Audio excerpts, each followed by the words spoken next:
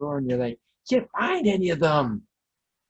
I'll share being a minimalist. I follow that guy, and it's like he lists out here's like the 10 things that you need in the kitchen. I don't have a food processor. I got a hand blender, a hand mixer. It's good enough. I make some arm muscles. I don't make um, coleslaw for like a church. I make coleslaw for 2 or 4 people. I get the hand grater out and I grate the cabbage with my. You don't need a big food processor. All right, enough of that. David's going to share with us. Because it relates to this, though, David. It really relates nicely to the 5 love languages. Because once you know what yours are, all that other stuff is. Nice segue.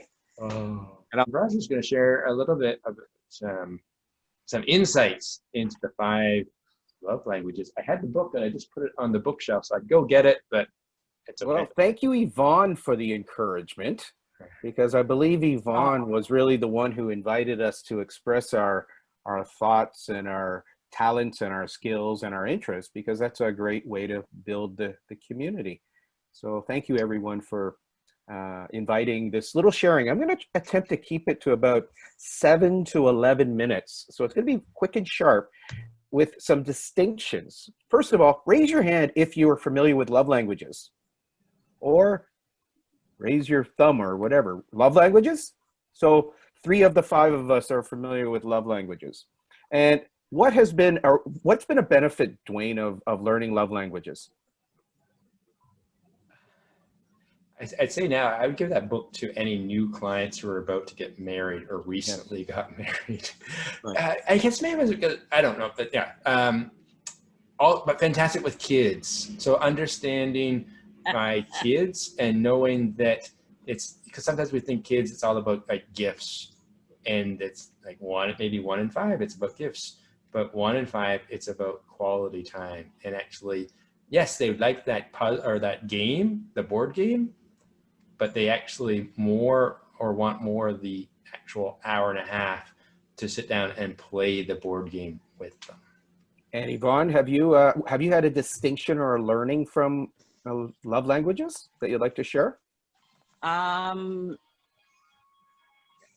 Yeah, a little more self-awareness, and when things happen, it kind of makes me go back to what I know about the little parts about like quality time, or all of them, right? Well, I'm going to share what they all are, but I'm more specifically, is there been a benefit from you knowing this in your relationships or in your way of doing business? A better understanding. All right, great. So my perspective of love language is really people like themselves. And so if you go into relationships, not only thinking from your perspective, yet thinking from their perspective, it's going to create stronger bonds and stronger relationships. Because one of the things that most people think is that everyone sees the world they see the way that they see it. And that's just not the way the world operates. In fact, love languages was designed by Dr. Chapman, who put together his psychometric based on the way we express love. And there's 5. And let me give you a little mnemonic for this. So first, if you move your fingers like that, that's my impression of touch.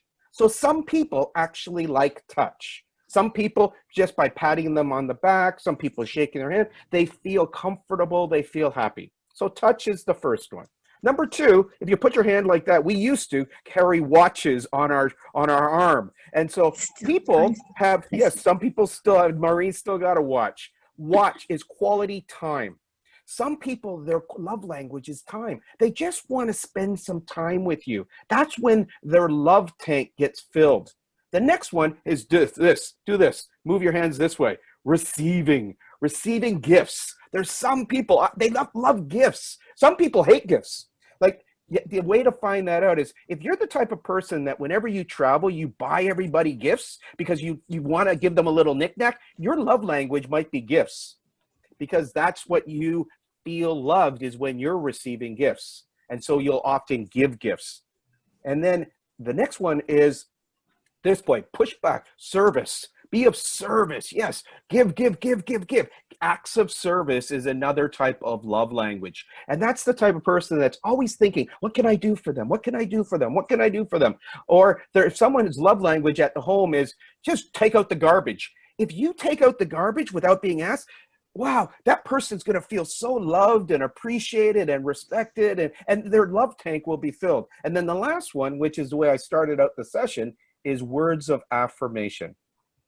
And so there's some people that their love tank is filled when you simply acknowledge them. Wow, great job.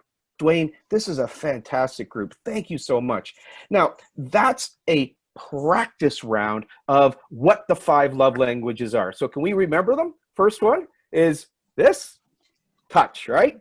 Number 2, quality time, right? Number 3, receiving, right? Receiving gifts. And then number 4, acts of service, giving acts of service. And then number 5, words of affirmation. And so those are your 5 love languages. Now, you can go and do the test. That's what Dwayne has passed everybody. You can do the test. You can share the test. I've been finding it's a great icebreaker for people. As Dwayne has said also, for people who are clients, what a great way to help them with their relationships. If you actually take that interest in people, it's going to soar the level of communication, because you can have a 5-minute conversation. You can have an hour conversation. You can run a 2-day workshop on this. Yet I wanted to give you a fast track on questions also that can help you determine what love language people have. And so the first one is, what makes you most feel loved by a partner? And I'm just going to go around the room and say, Dwayne, what makes you feel loved by your partner?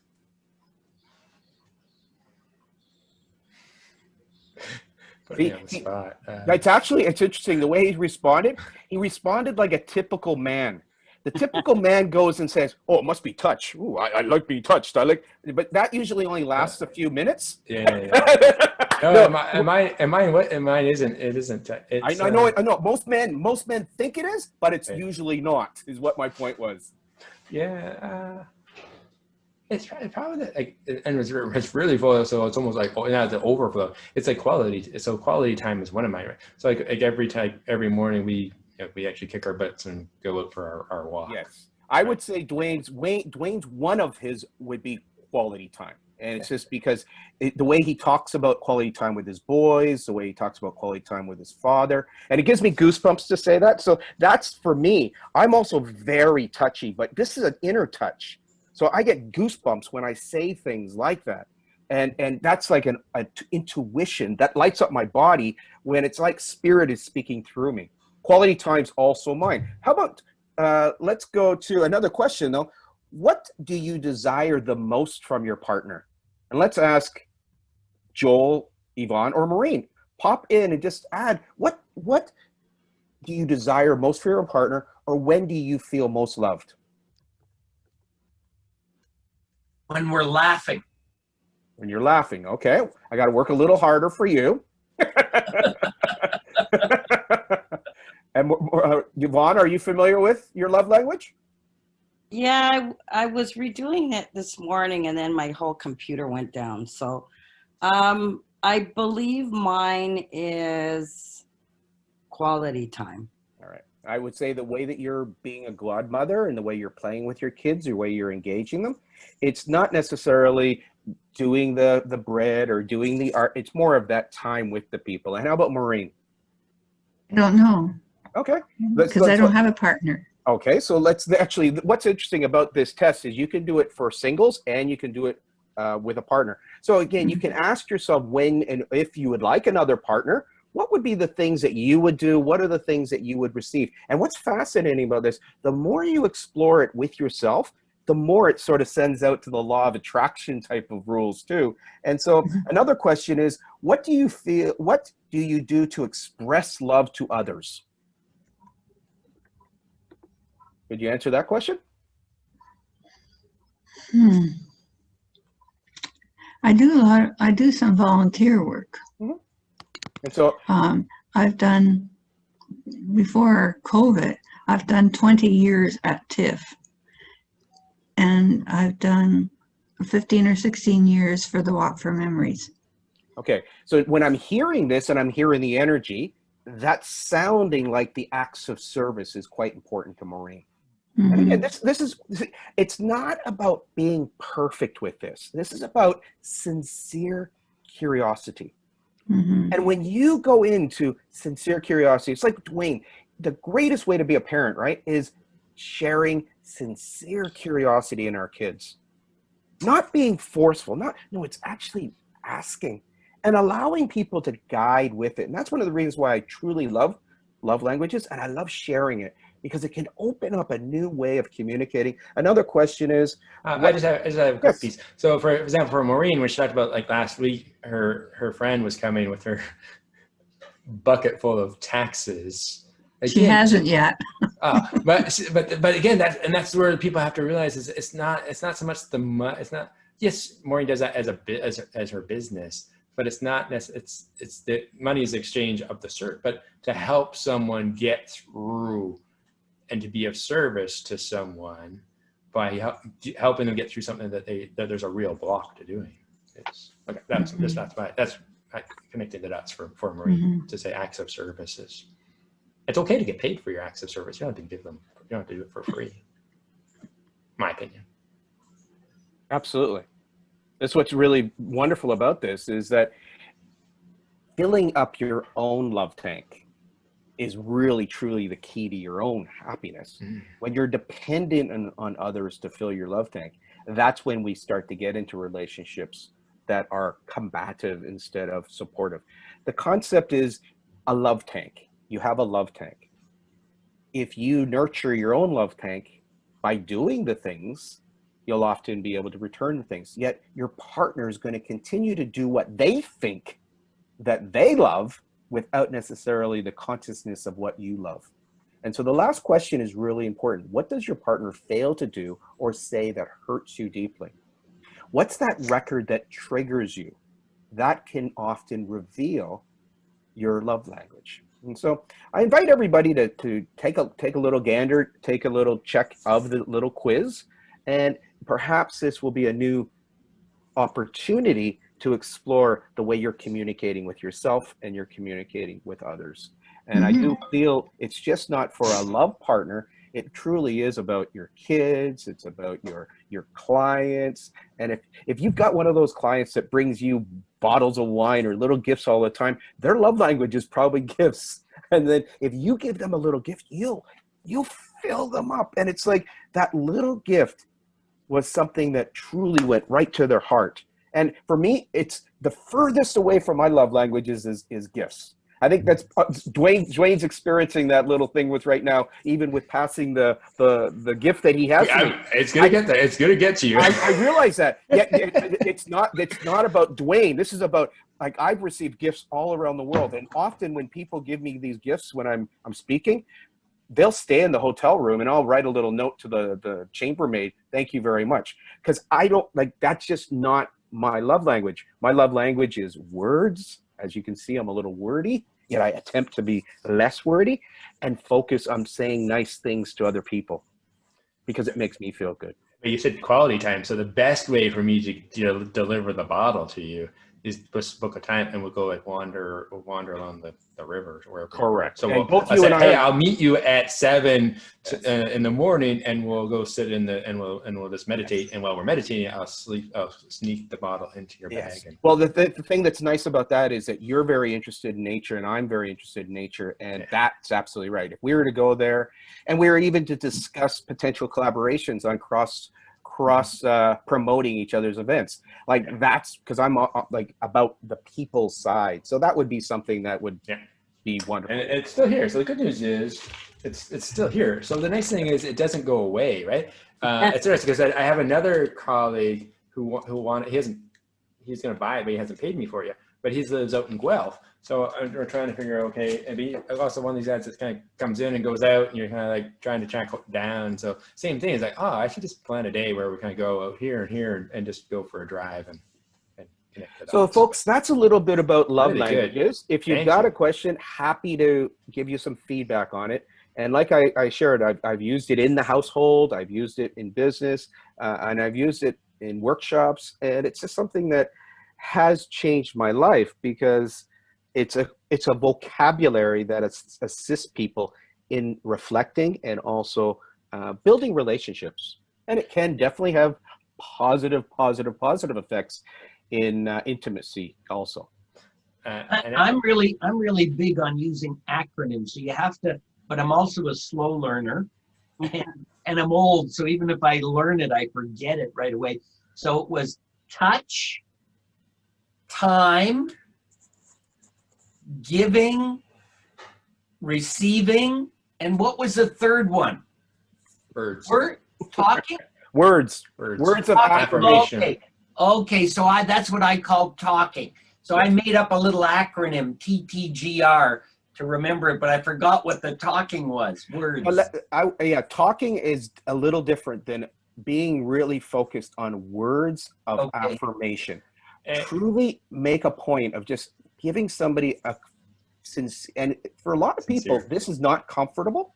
Yet when you first start, it's like in most things, when you develop the skill and you practice it and you start doing it even for yourself, because this comes down to the inner voice.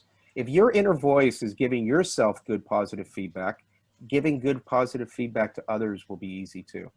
And it can have effortless ease as part of your new habit.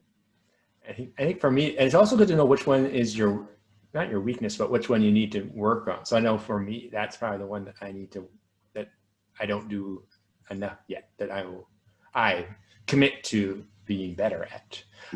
Also, one of the things, David, so thank you first. That was fantastic. I like how you in a small window. Like we don't need like a 3-hour workshop on it. It's like really nice. Even that first little bit, there's just like the hand signals. Awesome. It's also, what I realized is also important is don't think for me anyway, personally, is sometimes what I would do was different from what I'd like to receive. So again, understand and say, so I would, sometimes it is though as well. So say like acts of service. So again, around the house, it was like, okay, I would always, I would always cut the grass, or even with my kids, right? It's like acts of service, because I used to always cut the grass. So my ex-wife's like, all she wants is just like my son, just cut the grass without having, like you said, like just cut the grass without being told to do it. But then we also have to remember to then kind of acknowledge it, because the piece is, it's getting done and you appreciate it, but then you don't necessarily, people do it without being acknowledged, but it's nice to have people acknowledge, because lots of times, I'm sure Yvonne, you probably have this like with Andrea and Cynthia, that things just kind of get done and you're kind of like, oh, all of a sudden it's like, oh, and then it just becomes, what's the word? Expectation. So I think, David, you talked about before in one of our other Fridays about expectations, right? So then there's this expectation and you just assume that they do it.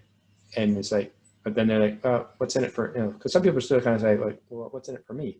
And it's not about being paid. It's just being acknowledged to say, yeah, thank you. Thank you. Then say, thank you, right? Thank you for taking out the garbage. Thank you for, emptying the dishwasher. David, just a couple of little anecdotes that I've never heard of this before, the email announcing it. And I briefly went to the question online, but now hearing just this short presentation brings up so many memories. And the one is in terms of giving. So I went to Istanbul for the first time many years ago, about 30 years ago, maybe more. And while I was there, they had these little embroidered purses, I guess you'd call them, and they were very inexpensive. And I thought, so many people know I'm going here, and, the receptionist at the dentist's office, and the secretary at my doctor's office, and the bank teller. Anyway, I thought, you know what, and I'm just going to buy a whole load of these things. They're not terribly expensive, and I'm going to bring back one for everyone I can think of. And I did that. And, everybody's, oh, thank you. It's very nice of you. And I didn't think too much of it at the time. I just thought, you know, I'm so grateful to have this opportunity. And maybe it's a way of even bragging about it a little bit to remind everybody, look, I've been to Turkey. Anyway, I had to go to a new dentist a few months ago. And who should be working there but the receptionist from the dentist from 30 or 40 years ago. And I didn't remember her, but she remembered me, and she took this little purse out of her drawer, which was one of these embroidered things that I had brought back for her, everybody in the office. And she was still grateful for it. And I mean, you just don't know. It never dawned on me in 1,000 years that this would happen. So that's a real good thing. And talking about receiving gifts, I know I'm going on too much, but it's good. I was in Naples. I was in Naples, Florida, and I was playing with my game. It was still a prototype. And I'm sitting there having my morning coffee in a Panera, and I see this, they appear Japanese couple with a little boy sitting in the corner, and the little boy looked like he might be too young to play. But I was always looking for, you know, laboratory victims, you know. And I thought, well, I'll take a chance because I can't go to IKEA and watch all the kids there and ask their parents. But here's sort of an isolated, I didn't even know if they spoke English or not. They were sitting far away, and like most Japanese people, they speak very quietly and so on. So I went over to the table and I said, would you people be interested in testing a game? And the little boy's eyes went up. He seemed to be a very shy, quiet boy, and having this stranger walk up to the table had an impact on him. And the mother looked at me, and she was very open to the idea, and the father as well. They spoke perfect English, although they weren't speaking English among themselves. And we sat down and played the game for a few minutes. And the little boy really liked it. You know, he really enjoyed it. And the mother was impressed because it struck me that he was kind of a finicky little boy and doesn't like a lot of things. So she was kind of surprised that he liked it. And I went back to my table and started finishing my breakfast. And a father came over to me and said, you know, where can I buy that game? And I said, well, you know, you can't buy it. It's a prototype. And, but, you know, I hope it'll come to the market someday. And then he said, okay, thank you. And he left. And I started thinking, you know, it's really a cardboard cutout in the main. And I thought, you know what, I can make another one. So I went over to the table and I gave it to him. And I don't know if you remember the rules, but I said, you know, here, because I thought it just struck me that they were having difficulty having this little boy develop interest into things. So I thought, since he had an interest in it, maybe it somehow helps him. And that was it. And he thanked me very much. Can I pay him? No. And I went back to my table and I'm working away. And suddenly I feel a little tap on my arm. So the little boy and the mother came over to me and had a cookie in a bag for me. You know, and it was just, I don't know, sometimes you never know where these things come from. There's a great couple of stories to step outside a comfort zone, to explore, and the way that a word or a little gift, the impact it can have someone, we can't know. Yet if it comes from the right place, it truly can make an impact on someone's life. So that's the simplicity of even our daily journey. And I guess that's what I'm wishing for each of you, is to experiment and have fun with it. Maureen?